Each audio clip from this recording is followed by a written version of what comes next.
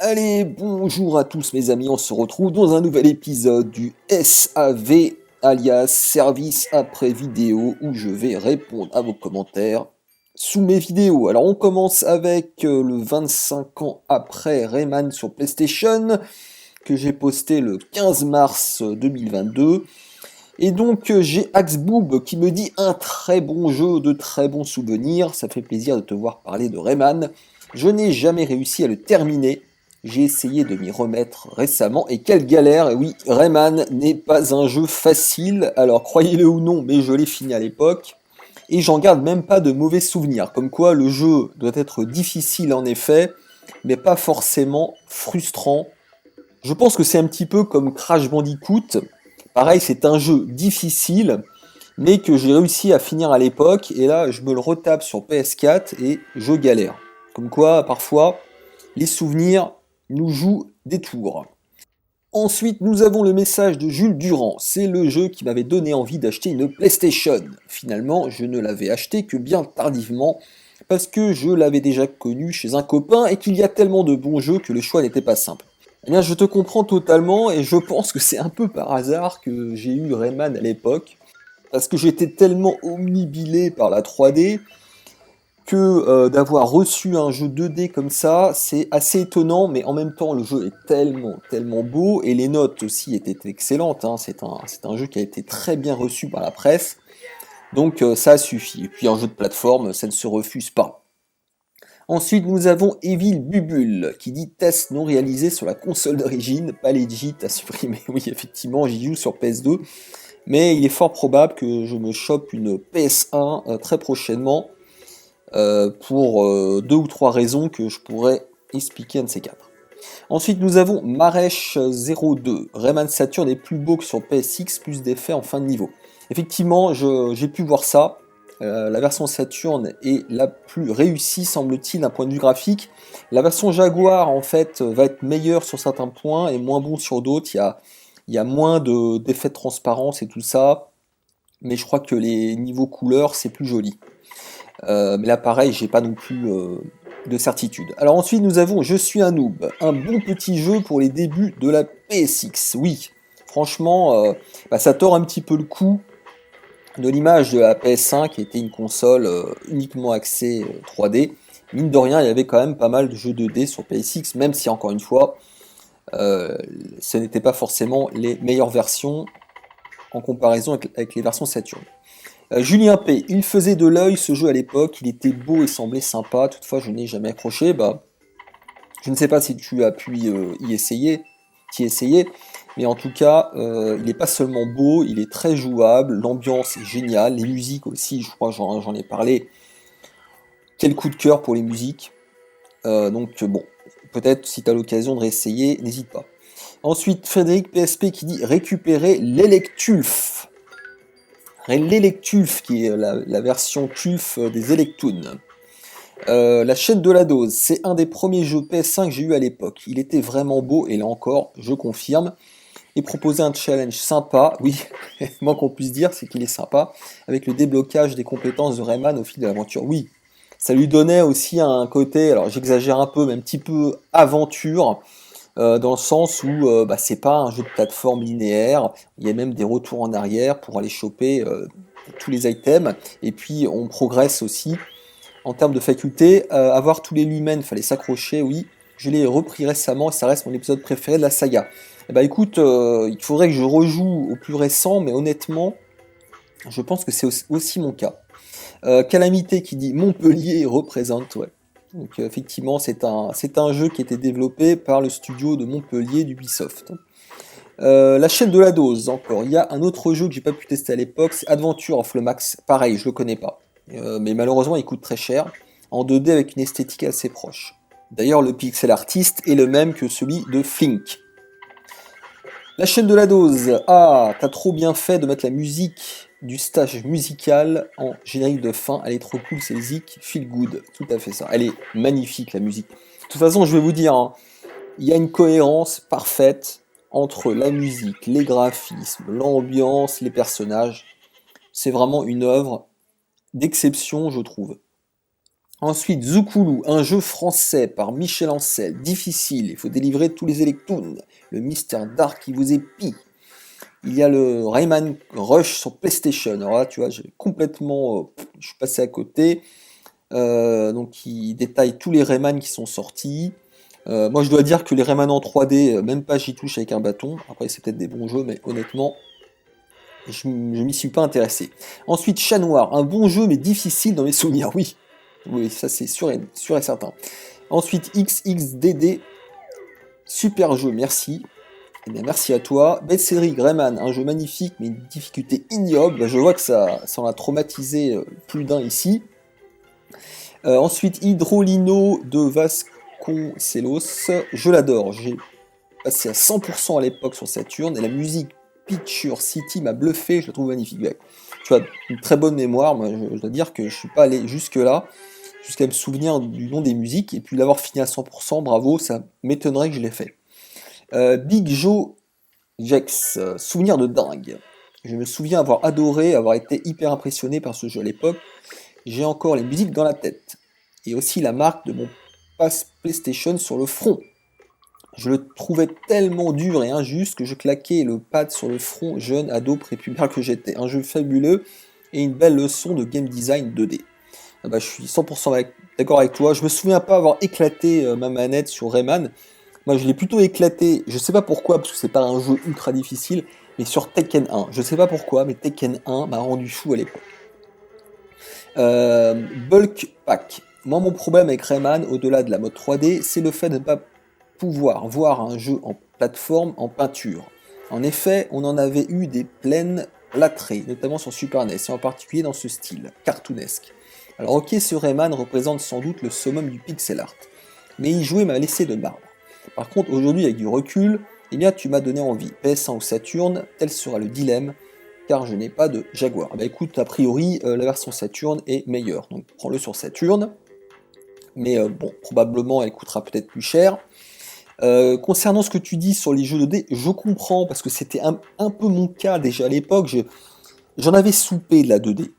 Mais là, c'était différent, parce que, comme je disais, c'était un petit peu la 2D nouvelle génération. Et on avait l'impression de passer à autre chose. Donc voilà, je mettrai un bémol parce que Rayman était quand même exceptionnellement beau. Ensuite, Technosoft. J'ai jamais vraiment adhéré à l'univers de Rayman, qui lorne sur le côté enfantin avec son héros aux airs bébêtes. Oui, aux airs hébétés, pardon. Oui, c'est vrai, je suis pas non plus un gros fan de son design, mais je le trouve sympa quand même. Je lui préfère largement Astal sur Saturn, oui. Astal que j'aimerais choper aussi, pour ses décors magnifiques et non statiques, agrémentés d'une BO divine. PS, tu ne rotes plus. Alors là, j'ai pas compris, tu ne rotes plus. Je sais plus pas à quoi ça fait référence, mais tu vas me le dire. Vandal Hearts, je l'ai jamais terminé. Dans mes souvenirs, il était loin d'être facile. Oui, on parle souvent de prix abusifs du rétro de nos jours. Bah, la PS1, c'est une des rares consoles rétro où tu peux encore te faire plaisir avec des jeux comme ça qui coûtent 3 fois rien. Oui, exactement. Je l'ai payé, je crois, 20 € de mémoire. Un très bon jeu de plus pour cette super machine. Merci à toi. Nicolas Zidane, jeu intemporel qui fait clairement partie de l'histoire des jeux ayant marqué l'industrie. De plus, le passage 3D Nintendo 64 PS2 n'a pas été trop foiré, et le retour aux sources en 2D avec les Legends et Origins font que cette licence perdure. Alors, peut-être que les versions 3D n'ont pas été foirées, mais honnêtement, graphiquement, ça passe pas, donc je m'y suis pas intéressé, comme je l'ai dit. Bruno Famini, un super jeu à l'époque et encore aujourd'hui, super musique, super graphisme, level design au top.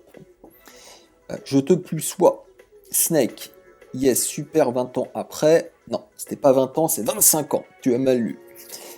Caïn, Marche Noire, j'ai reçu mon exemplaire de Rayman en collectionnant les points de bouteille d'Oasis en 98, c'est énorme. Très bon souvenir. Ah, il y avait ça, ça c'est drôle ça. Caïn encore, cela me rappelle un autre jeu de plateforme que je trouve mythique sur Play, le premier Tombi. Oui, je vois ce que c'est, le connais-tu? Alors, je connais de nom, mais j'ai jamais joué. J'adorais en voir un test de ta part. Bah écoute, peut-être que je le choperai, en espérant, pareil, qu'il coûte pas trop cher non plus. Gwenaël, que de bons souvenirs sur ce Rayman, heureusement qu'il n'a pas été une exclue Jaguar. Ouais. Ah, je pense que ça aurait été compliqué pour eux de le rentabiliser. Hein. Retro Boy, je pense qu'à la base Rayman était prévu sur Panther, la 32 bits qui se voulait être la Neo Geo de Atari. C'est aussi la raison du nombre de titres 2D sur la console, les développeurs ayant basculé leurs jeux sur la Jaguar. Oui. Intéressant ce que tu dis, moi j'avais jamais entendu parler de la Panthère. Tu m'apprends un truc. Casquirieux, en dépit de toutes ses qualités, il ne m'a jamais attiré. Il y en a pas mal dont le design en fait a laissé de marbre. Je l'ai toujours trouvé beau, mais j'ai jamais eu envie de me lancer. En tout cas, il reste vraiment magnifique. Ouais, je peux comprendre, hein, pour le design, c'est très occidental, quoi. Et puis le personnage, un petit peu avec sa touffe là, blonde, bon. C'est pareil, il n'a pas un charisme fou, mais je le trouve sympathique. Sega SNK, enfin un youtubeur français qui évoque Rayman. Oh, ça va pas être le seul quand même. Et oui, très peu en parlent, alors que oui, Babigui, le jeu est magnifique. Mais c'est à croire que très peu l'ont fini. Oui, ça c'est probable. Et pourtant, le gameplay se magnifie au fil de l'aventure, avec l'acquisition de tous les pouvoirs, très bien vu. Et même lorsque l'on connaît le jeu par cœur, comme cela est mon cas, on prend plaisir à le refaire régulièrement, tellement le gameplay est précis et jouissif, une fois maîtrisé. Quant à l'atmosphère du jeu, que dire ? C'est une bulle d'oxygène, c'est un jeu unique, fait par de vrais artistes, c'est un jeu qui a une âme. C'est exactement ce que j'avais dit aussi, il me semble. Et qui est vivant, comme tu l'as dit, oui. Que ce soit le visuel ou la musique, je ne connais pas d'équivalent, et pourtant j'ai cherché. Pour les fans hardcore de Rayman, il y a une suite, ce premier opus, c'est Rayman Redemption, fait par un fan pour les fans. Intéressant. Babigui, si tu souhaites le faire, je te conseille de prendre une version US, le jeu tournera à la bonne vitesse. La version Saturn a de petites améliorations, mais malheureusement perd un peu de son charme au niveau des bruitages. Ce premier Rayman est de loin le meilleur épisode de la saga, et aussi de loin le plus beau de tous les temps, oui je suis objectif. Je veux bien te croire, hein, c'est la question que je me posais dans la vidéo, est-ce que vraiment les suivants en 2D sont plus beaux ? Moi j'ai le gros doute, hein. J'ai le gros doute. Melou Melou Nomi. Je l'ai découvert sur PlayStation à l'âge de 7 ans, un jeu très difficile. Une belle découverte avec un univers loufoque et fantastique. Je trouve drôle que Rayman 1er diffère du deuxième et troisième opus qui sont plus apocalyptiques. Je les connais même pas. Mon coup de cœur reste Rayman 3. Alors, est-ce que je devrais m'y intéresser ? Vegas, Cocorico, un bon jeu original et français en plus. Tout à fait, un jeu français, messieurs, français. Ensuite, Android. Le jeu avait été annoncé au départ sur Super Nintendo. C'est des petits français qui devaient s'en occuper, mais ça ne s'est finalement pas fait à cause de l'arrivée des nouvelles consoles, qui étaient largement plus puissantes et plus prometteuses. Le jeu est tellement bien léché graphiquement et techniquement qu'à sa sortie, il avait remis en cause les références du genre. Certains disaient aussi qu'ils auraient quand même pu le sortir sur Super Nintendo. Mais quand on voit la gueule de la bêta, que tu montres à 46 secondes, on peut dire aujourd'hui, avec le recul, que non. Oui, c'est vrai que ça donne pas envie. Cela dit, ils en ont bien fait des versions Game Boy, donc pourquoi pas des versions Super NES. Le seul truc qui m'agace franchement dans ce jeu, ce sont les ennemis qui repopent immédiatement dès qu'on revient sur une zone à peine sortie de l'écran. Ah ouais, j'avais pas remarqué ça. C'est un truc que j'aime pas en général, mais je sais pas pourquoi ça m'a pas marqué là. Eddie Foucault, tu dépotes en ce moment, ça doit te réclamer un temps fou. Merci pour ces efforts, tes tests sont toujours aussi bien faits. Merci, oui, ça me prend du temps, mais enfin, peut-être pas autant que vous le pensez. Tu te lances dans une série sur PlayStation. J'en parlerai pas tout le temps, mais j'en parle de temps en temps, effectivement. Tu as fait ton test sur une version japonaise. Non. Version européenne. Ta pièce est plongée dans le noir. On ne voit pas les bancs noirs, qui sont de mémoire assez fines. Non, mais c'est une version pâle, donc effectivement, la bande noire doit être assez fine. PS, 2 annonces publicitaires, oui, ça malheureusement, vous allez en avoir toujours, puisque YouTube maintenant les impose. Alors, je vous invite vraiment à aller sur ma chaîne Odyssée, où je mets les vidéos en avance. Alors, pas forcément plusieurs jours en avance, mais en général plusieurs heures en avance. Ensuite, Julien Desbris. Prépare-toi à glisser doucement vers le fabuleux monde de la Jaguar. Non, ça va être compliqué. Plus sérieusement, merci pour ce jeu qui, malgré ça, très bonne réalisation, m'a toujours laissé de marbre. Ah bah dis donc, le nombre de gens que ça laisse de marbre, j'avoue que je suis étonné. Onime Nyoko Christie. Désolé, je prononce mal. Salut l'ami, pour ma part, cet épisode de Rayman est juste exceptionnel et aussi surtout supra difficile. J'ai mis peut-être 1 an et demi pour le terminer à l'époque. Bon après, je n'y jouais pas tous les jours. Sinon tu as raison, Ce Rayman pour l'époque est juste monstrueusement magnifique graphiquement parlant. L'animation est exceptionnelle, dit. Par contre, pour moi, son seul défaut vient du fait que Rayman n'est pas assez rapide et dynamique dans la façon de le diriger. Oh, je suis moins sévère que toi, moi ça me choque pas. Je trouve au contraire que ça donne de la précision au contrôle. C'est vrai que Rayman Origins et Rayman's Legend sont tout aussi magnifiques en termes de visuel. C'est tout que l'animation du perso, l'animation aussi dans les décors de fond sont bien plus fournies. Oui, c'est vrai. C'est vrai que de mémoire, oui, t'as raison, c'est beaucoup plus animé. Ça, c'est indéniable. Par contre, visuellement, c'est vrai que déjà à l'époque, cette version PS1, Saturn et Jaguar, était déjà une vraie réussite au niveau technique et graphique. Normalement, tu ne peux pas voler avec les oreilles. Si, tu peux, normalement, il me semble. Hein. Tu peux planer, quoi. Moi aussi, ça me... Non, c'est pas les oreilles, c'est les cheveux, non? Ça fait tellement longtemps que je n'y ai pas joué. Je me souviens plus très bien. D'ailleurs, tu m'as donné envie d'y retourner. Bah écoute, ça fait plaisir. Merci à toi. Arnaud Desmarais, je vois que ton Rayman a le bandeau noir PlayStation. C'est donc la réédition. Je ne suis pas un légite. Le pressage original est full art. Ça change rien au jeu et ça fait perdre en légitimité. Exactement. Alors dis-moi combien de points j'ai perdu en légitimité.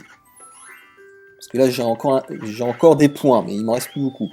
Le Gain Julien, c'est vraiment un jeu magnifique qui rend joyeux. Exactement. Les musiques sont superbes. J'y rejoue de temps en temps sur Saturn. Il y a pas mal de gens qui l'ont sur Saturn. Hein. Console rétro bien résumé à la fin de ton test. Magnifique. Merci. R-Typer. Un court instant, j'ai cru que tu avais enfin chopé la console de la légitimité. Sinon, j'entends souvent que la version Jaguar est la meilleure, et j'aimerais que ce soit vrai, mais objectivement, je pense que c'est faux. Du moins techniquement parlant. La version PS1 me paraît plus fine, plus détaillée, mieux sonorisée, et possède quelques optimisations de gameplay. La version Jaguar, en dehors du fait d'être la version d'origine, est accessoirement le meilleur jeu de la machine, me paraît plus réactive dans sa maniabilité, et possède un aspect plus rétro dans ses musiques et ses bruitages. Sinon, le jeu est extrêmement difficile, ce qui n'apparaît pas dans tes 20 minutes de gameplay. Non, c'est le début. Je ne trouve absolument pas feel good, certains niveaux s'approchant même du Die Retry. Non, mais ce que je veux dire par feel good, c'est l'ambiance. C'est que tu te sens bien dans ce jeu. C'est pas un... Même s'il est difficile, bien sûr, c'est un jeu avec lequel vraiment tu prends du plaisir. Et c'est pour ça que, à mon avis, j'ai dû en chier à l'époque, mais j'en garde pas un mauvais souvenir. Alors qu'il y a des jeux durs qui t'ont vraiment qui t'ont foutu le cafard. Je pense notamment sur NES. Le nombre de jeux difficiles qui m'ont traumatisé, il y en a quand même un paquet. Très bonne vidéo, comme d'hab, merci. Rao Sama, salut, Saturn vs PlayStation, ça mérite un versus. Oh, je pense pas, parce que je vais pas l'acheter sur Saturn honnêtement. Mais ça serait intéressant, mais je pense qu'il y en a, hein, tu peux regarder sur YouTube. Gyufa by Night, putain quel bordel, c'est magnifique, t'es fondu. Ouais. Ah ouais, j'ai pété un câble. Noise Games Productions, salut. Ce jeu, je l'ai eu en Big Crystal Box en version USA. Je regrette tellement de ne plus l'avoir. Maintenant, ça vaut un bras. Alors que les versions européennes, 5 euros. Oui. Bah, j'imagine que l'intérêt, c'est de l'avoir en 60 Hz. En version US ou en version Jap. Kiwi Cédric, tu m'as fait découvrir que je l'avais sur Jaguar. Par contre, je préfère les couleurs PS1 plus chaleureuses. Bon, tu vois, comme quoi tout le monde n'est pas d'accord là-dessus. Il a clairement pas vieilli dans la catégorie dessin animé interactif. Il a seulement été détrôné par Cuphead. Oui, c'est une très bonne comparaison, je trouve, ce que tu fais là. C'est vrai qu'il n'y en a pas tant que ça, hein, des jeux qui ont dépassé le stade du jeu vidéo pour devenir vraiment des dessins animés. Et il y a Cuphead, effectivement.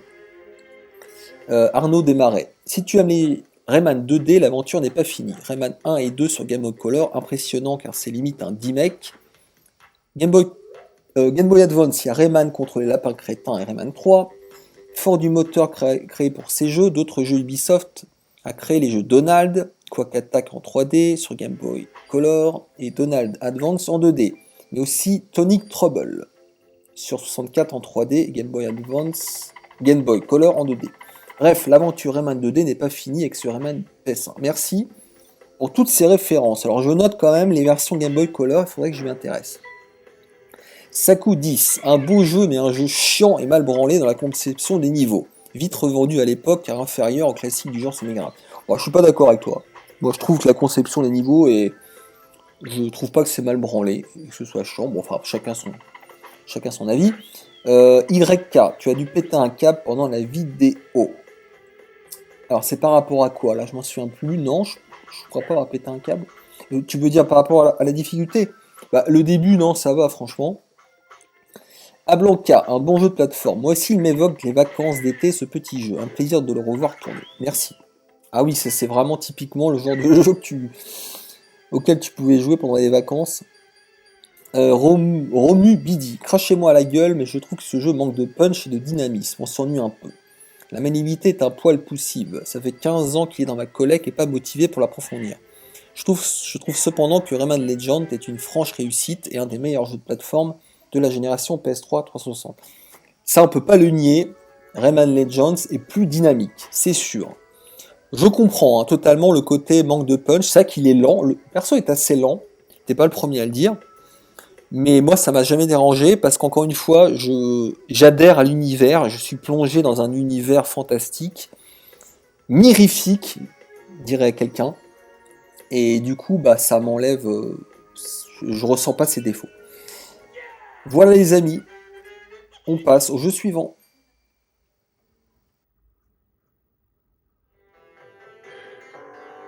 Allez, on se retrouve maintenant avec le test de Chase HQ sur Saturn et PlayStation 2 qui date du 19 mars 2022. Alors je commence avec le message de Ablanca qui dit « Il est bien pourri sur Saturn ».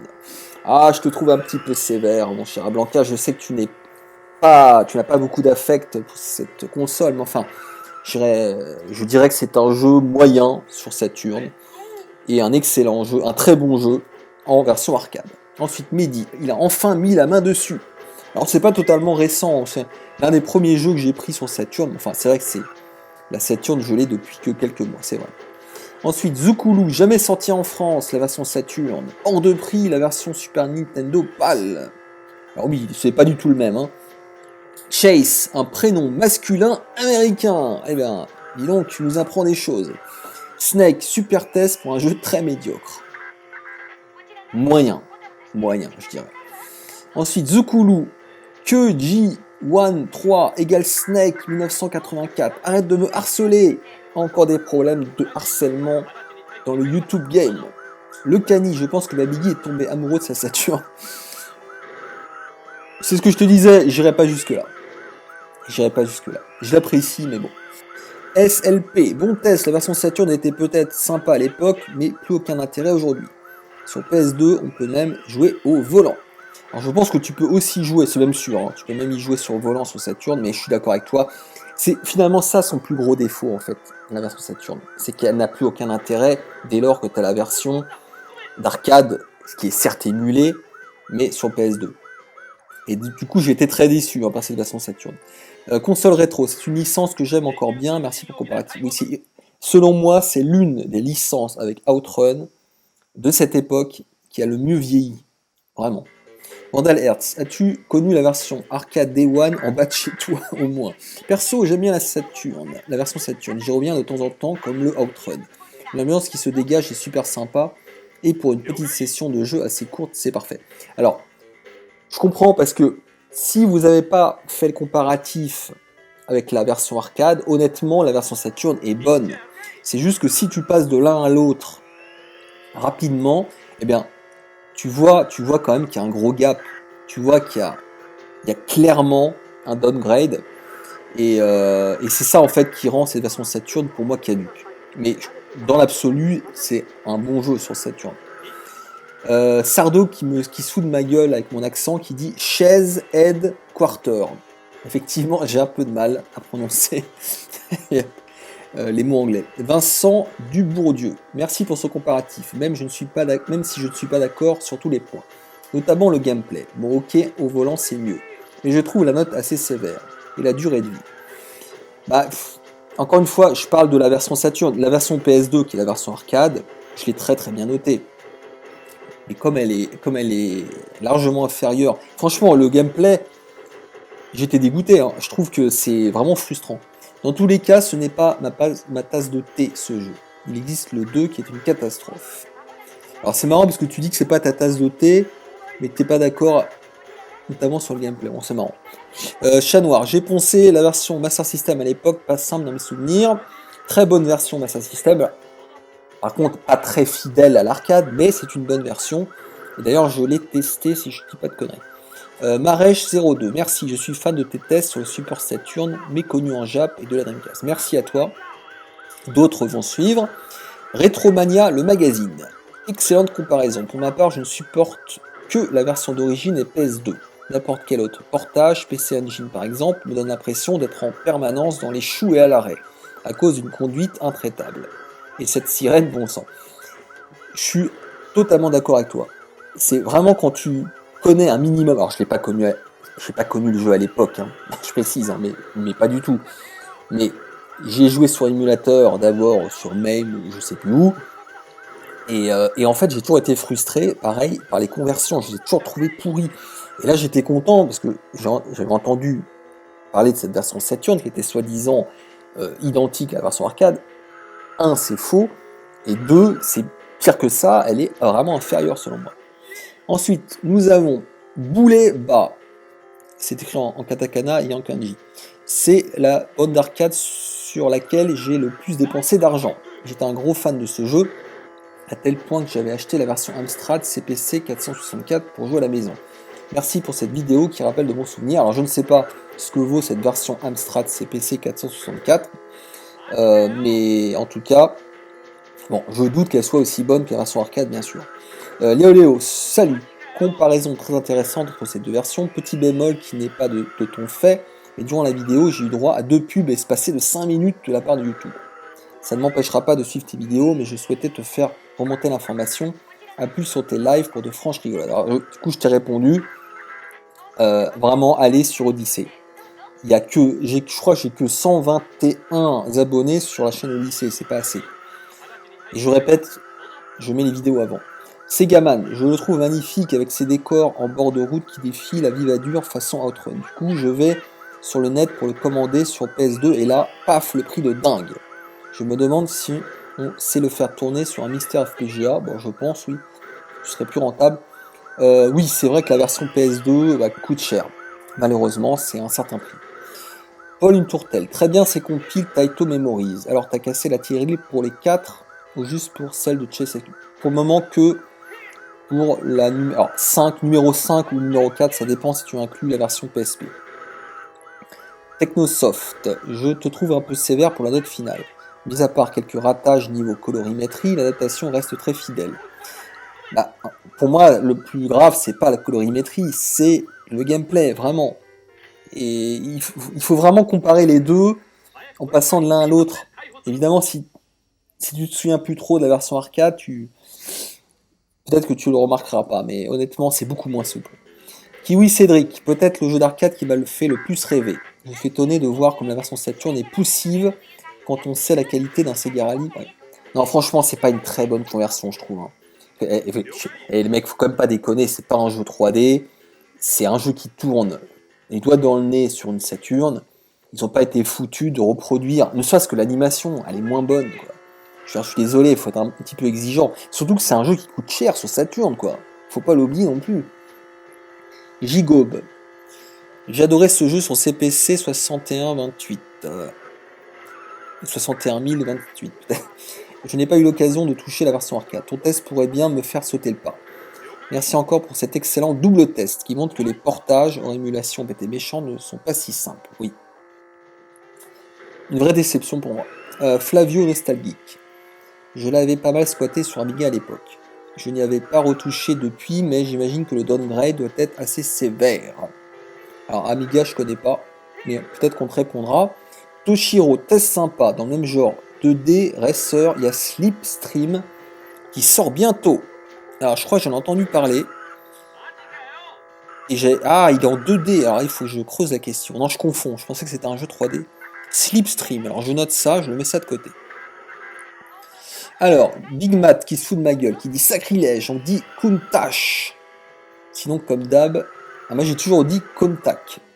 Effectivement. Ça doit faire bizarre du coup pour ceux qui connaissent la prononciation. Ensuite, Antoine Perrichon, un excellent test, un de plus, que je ne connaissais pas du tout. Je ne connaissais pas du tout ces conversions 32 bits de ce jeu que j'avais adoré en salle d'arcade, merci. Comme quoi le jeu était assez bien distribué apparemment. Ben Sniderverse. Bon jeu sans prise de tête, oui. Et c'est tellement rare pour ces jeux les jeux de cette époque, les jeux de course de cette époque en général étaient frustrants, et là c'est pas le cas. Et nous avons Rupert Damer 39 qui demande le modèle de la télé. Eh bien, c'est une Toshiba, je vais te dire ça, 2573 dB. Voilà, 2573 dB, 63 cm. Allez, merci, on passe au jeu suivant. Et nous voilà dans le test de Magic Sword sur Super Famicom qui date du 24 mars. Et donc je démarre avec l'inénarrable Snake qui nous dit yes, encore un super test pour un méga hit. Certes pas un méga hit, mais pas loin. Il n'est pas loin d'être un méga hit, mais il rate la marche de près. Vegas, je l'ai connu à l'âge de 3 ans ce jeu, je me rappelle très bien de chaque passage. Écoute, tu fais partie de cette équipe restreinte de gens qui ont commencé à jouer à 3 ans et même qui ont reçu une console à 3 ans. Donc, félicitations, tu fais partie de l'élite. Corsair avec très bon portage, je l'ai eu en PCB à l'époque. Excuse-moi, du coup ça me fait rire. C'est probablement vrai.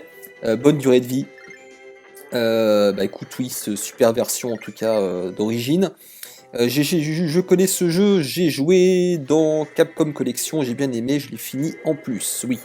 Il n'est pas ultra difficile, bon, en plus les crédits sont infinis, mais c'est pas un jeu frustrant et qui est plutôt agréable. Et surtout, je trouve la rejouabilité non négligeable à cause de ce système là de sidekick. Ensuite, nous avons Deepflake qui dit « Moi aussi, je l'ai eu quand j'avais 3 ans, décidément. Je me souviens de la claque graphique de passer de la NES qui était déjà très bien à ce jeu, avec des graphismes qui méritent un bon 7 sur 10. Ça veut dire que tu avais la NES avant 3 ans. On tient là, je pense, le Master Legit. G-Mantle, merci pour ce très bon test. Un de mes chouchous, celui-là. Un très bon secoue couteau.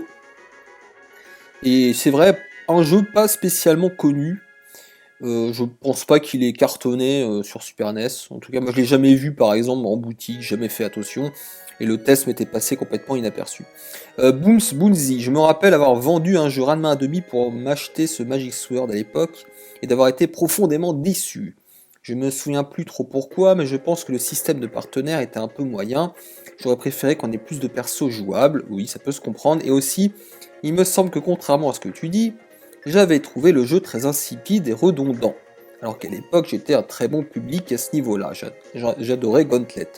Alors pourtant, c'est pas plus répétitif qu'un Gauntlet. Donc là, je suis un petit peu étonné par ce que tu dis.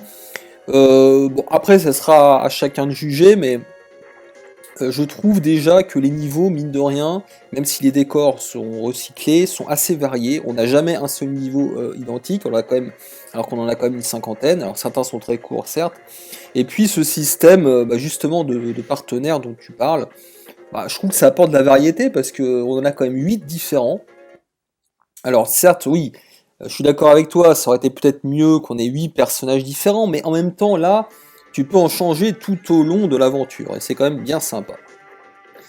Ensuite, nous avons Billy Boulin, un titre pas mal. Je l'avais acheté en loose à République courant 2001, en même temps que Gun Force. Pour le son, c'est vrai que le CPS1 est vachement strident, c'est récurrent sur ce système. La version Super Famicom est meilleure de ce point de vue. D'accord avec toi. Ensuite, Cyber, à 6 minutes 37, j'ai cru que je m'étais trompé de chaîne, oui. Petit clin d'œil que les connaisseurs reconnaîtront.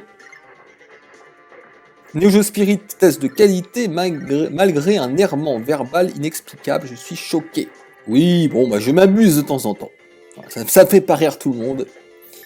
Mais de temps en temps, je dérape un peu. Alors, Lefebvre Antoine, j'enlève un point pour la version pâle avec sa boîte hideuse. Oui, d'ailleurs, j'ai oublié de la montrer. Je voulais la montrer, elle est immonde. Elle est tellement immonde qu'elle devient fascinante.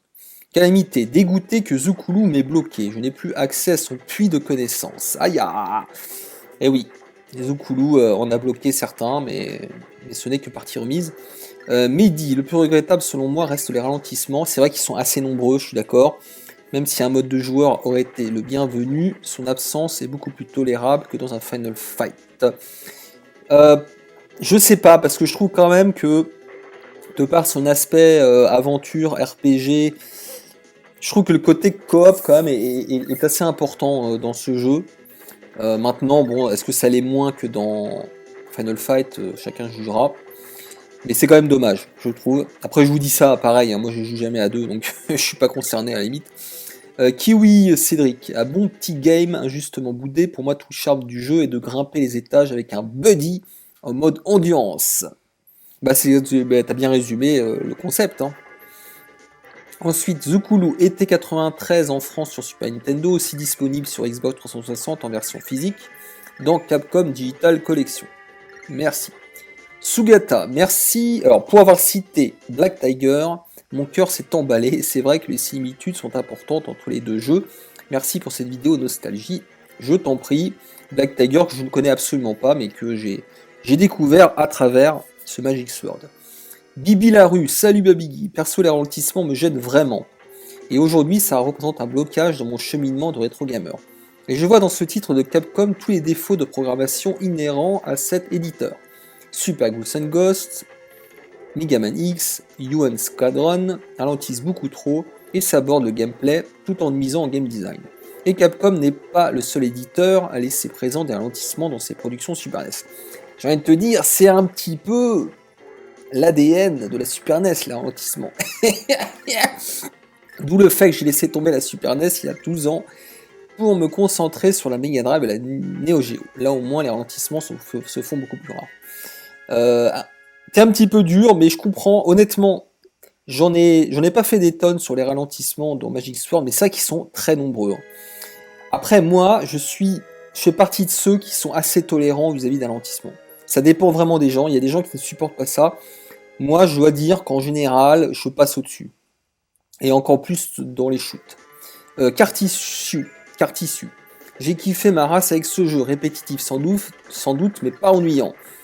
Merci d'avoir redoré son blason, le faisant passer de 68% de joypad à 7 sur 10 pour toi. Alors ça fait rire, on pourrait se dire 68% c'est la même chose que 7 sur 10, mais non, parce que comme vous le savez, dans les anciens magazines, 68% c'était limite une mauvaise note. La magie des notes, oui. C'est un peu comme les prix psychologiques, les prix psychologues en somme. Jocelyn Baudet, bon jeu, connu à l'époque pour ma part. À mon avis, vous n'étiez pas si nombreux que ça.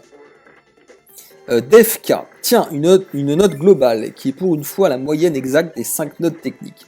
Alors je précise que c'est jamais des moyennes, hein, mais là c'est un pur hasard. Cependant, encore une très belle review de notre Pierre Brackmar, Belmar du Retro Gaming.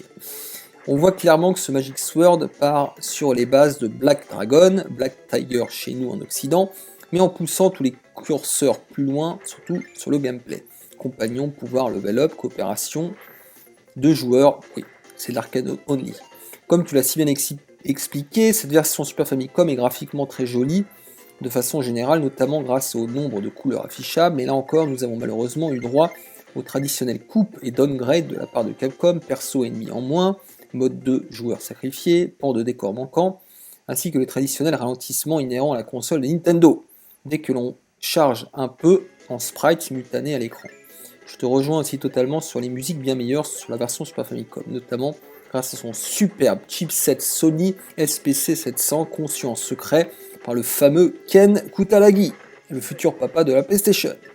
Pour Nintendo, le chipset sonore du CPS-1 arcade commençant à se faire vieux, à côté avec son rendu sonore strident. Très beau commentaire, synthétique, merci. Ensuite, Big Joe Jex. Je trouvais ce jeu déjà vieux à sa sortie. Je n'ai jamais accroché ni aimé. Peut-être à tort, je pense. Pourtant, il y avait tout. Un bon gros blanc hétéro-binaire musclé, patriarcal, oppresseur systémique en slibard bien moulé. Excellent. Rien de tel pour se construire une identité quand tu as 13 ans et que tu recherches ta voix. Eh bien, c'est un jeu qui divise. Hein. Là, on le voit, il y a des fans et il y a des gens qui n'ont pas accroché, même parmi ceux qui l'avaient à l'époque. Ensuite, CLBNA. Tu l'avais pas déjà testé sur ta chaîne? Oui. Bah, c'est pas la première fois. Il y a des jeux que je reteste tout simplement parce qu'à l'époque, déjà, c'était pas du off-screen. Et du coup, voilà, je refais ça proprement. Et puis surtout, je retravaille un petit peu le texte. Donc voilà. Donc ça continuera. Hein. Je ferai encore ça pour un certain nombre de vieux tests. Karim Crimo. Au bout de ta partie, as-tu fait le bon choix? La première fois, je me suis foiré. Pour moi, pour moi, ce jeu a quelque chose de l'hidden gem. Mais à 40 ans, j'y joue encore régulièrement. La bande son de la version CPS a le charme de l'ancien que j'apprécie. Et franchement, j'aime bien le son du CPS1 quand même, hein. C'est vrai que je préfère le son de la version Super Famicom, mais j'aime beaucoup, hein. Je suis comme toi un petit peu, ça me parle. Et après, alors, as-tu fait le bon choix?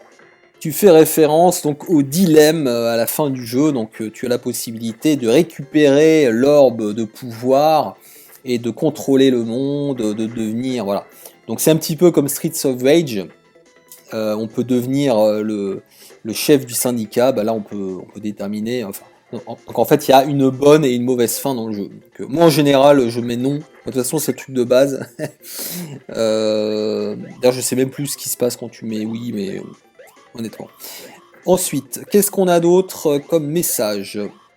Antoine Perrichon, je sais que tu aimes bien Magic Sword, mais je le trouve toujours aussi barbant, décidément, tant en arcade qu'en console. Trop gens au Black Tiger, bien plus vieux chez Capcom, ont bien davantage marqué. Bon. C'est quand même très personnel, je trouve, mais je respecte.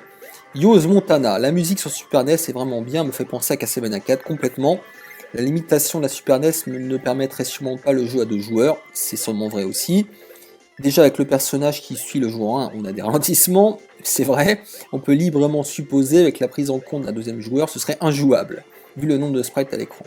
Plus simplement, l'équipe de dev n'a pas eu le temps d'implémenter la fonction de joueur. Non mais je pense que tu as raison, je pense que c'était déjà compliqué à un joueur, alors on peut pas imaginer la galère que ce serait. Ensuite, Will, après c'est... Voilà, ils ont peut-être pas eu le temps non plus de se pencher sur la question. Will74, encore un jeu dont la cote va exploser. Merci Babigui. Oh, je suis pas trop inquiet avec celui-là. J'ai pas l'impression qu'il ait conquis les cœurs. Technosoft, un Capcom game comme on les aime. Alors revoyure camarade. Merci à toi. Benoît, ça me fait un peu penser à Bolvar le Viking. Alors là, je connais pas. Je vais regarder rapidement de quoi il s'agit. Bolvar le Viking. Je connais pas, désolé. Wolf Vaan, je me souviens bien de ce jeu quand j'avais 3 ans. Décidément, non mais tout le monde a commencé à jouer à 3 ans ici. Ardos à se ronger les ongles de pouce. Ensuite tu rajoutes, la version arcade est trop longue et les niveaux tout petits. Oui bah c'est pareil sur Super NES, hein. Là pour le coup ça n'a pas changé. Ça non plus ça n'intéressera pas à tout le monde. Ça coûte 10. À t'écouter, toutes les conversions CPS1 sur Super NES sont musicalement supérieures. Je te marque du sceau de l'illégitimité et te retire le droit de représenter la Mega Drive. Trop de candolerie. Oui, je sais, mais je trouve globalement les morceaux meilleurs sur Super NES, en tout cas, mais ça m'empêche pas d'apprécier aussi les morceaux sur CPS1, en toute honnêteté. Cascario, il est beau, il a le mérite de proposer un univers, mais je le trouve très chiant et surtout beaucoup trop long. Surtout vrai pour un jeu d'arcade. Oui, c'est vrai que tu mets en ligne droite, tu mets plus d'1 heure, hein. Bah écoute, tu n'es pas le seul. Voilà, c'est un jeu qui apparemment ne plaît pas à tout le monde. Et ensuite, Ben Sniderverse, je préfère Space Invaders sur Atari 2600. Mais c'est ton droit le plus strict. Voilà, merci à tout le monde.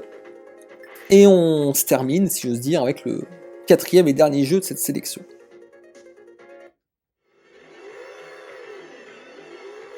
Et nous voici dans le test de Full Throttle / Top Speed sur PlayStation 2, toujours dans la compil Taito, qui date du 26 mars 2022. Là, je parle de mon test. Allez, cousin Hubert Retro Gaming qui dit « Mais oui, c'est un jeu dispo sur X68000, assez mauvais d'ailleurs dessus, oui !» J'ai pu me renseigner, effectivement, la meilleure version est sur PS2, même si c'est probablement, c'est même sûr, c'est de l'émulation. Bebol, sympa le tableau final récapitulatif, c'est un vrai pro de... Sympa le tableau final récapitulatif, un vrai test de pro. Merci, j'essaye de me professionnaliser, car, je le répète, mon objectif à terme, eh bien, c'est de battre Julien Chiez et de pouvoir conquérir le cœur de Carole Quinten. Le Cani, petit test sympa, merci, ça fait toujours plaisir. Andrés Vergas, les compiles Taito Memories sont top. Je pensais qu'il n'y en avait que 4. La verte, la violette, la bleue et la rose. C'est quelle couleur la 5e? Eh bien, c'est, de mémoire, je te dis, c'est la jaune sur PSP. Et je crois que les jeux sont pas les mêmes, mais ça c'est à vérifier. Deepfleck, Aya, Babigui qui fait sa mue en testeur arcade, toujours plus loin dans la légite d'eau. Inutile de dire que j'avais la borne de Full Throttle à 3 ans, des bons souvenirs et une claque graphique bien entendu. Eh oui, tu sais bien que passer le cap de l'arcade, eh bien c'est gagner de nombreux points en légitimité. Voilà, alors je ne suis pas encore, j'en suis pas encore acheté de la PCB, mais ça viendra peut-être. Tu sais quand je vais sentir, qu'on va me tailler des croupes sur la légitimité, bah je passerai au PCB. Et ainsi de suite. Vandalerts, on ne l'arrête plus. Bientôt une vidéo par jour. Ne nous fait pas un burn-out. Attention, papy. Ah, écoutez, pour le moment, je me fais plaisir. Voilà. Je fais vraiment. Je ne suis guidé par personne, ni par l'argent, ni par la célébrité. Je suis guidé par la passion, bien sûr. Non, mais blague à part, tout va bien pour le moment. Mais je vais peut-être faire peut-être un burn-out comme certains, hein, et je vais arrêter ma chaîne, la relancer, l'arrêter, voilà, lancer un YouTuberton. Zukulu Taito Legend en VF, version française avec une carte postale. Très bien. Retromania le magazine, super petit test. J'adore les jeux façon super scaler. J'ai pas pu m'empêcher de cliquer. Je dois dire que moi aussi j'ai un petit faible, même si dans les faits, c'est pas toujours très jouable. Zukulu, c'est pas Top Gear. Top Racer au Japon de Kemco. Oui, je pense qu'on avait tous compris que c'était pas Top Gear. Namzi, Full Throttle. Encore mon accent qui fait rire. Ça fait vraiment brouillon de Chase HQ. Oui, je suis assez d'accord. Je n'y ai pas joué, mais donne une impression de lourdeau dans les virages. C'est pas totalement faux non plus. Et même avec une voix off, le bruit de la voiture est vite insupportable. C'est pas faux non plus. Ça a l'air sympa 2 minutes. C'est pas faux non plus, non. Je n'irai pas jusque là, mais c'est pas un jeu ouf, bien sûr. Tu parles de brouillon de Chase HQ, oui, je suis d'accord. Mais c'est sympa. Et surtout, c'est joli, je trouve. Ludosport, pas croisé dans les salles d'arcade à l'époque, contrairement à Outrun ou encore Chase HQ, mais découvert sur MAME il y a peu de temps, bien d'accord avec ton test, même si ça reste un jeu sympa, mais Outrun est de loin la référence du genre.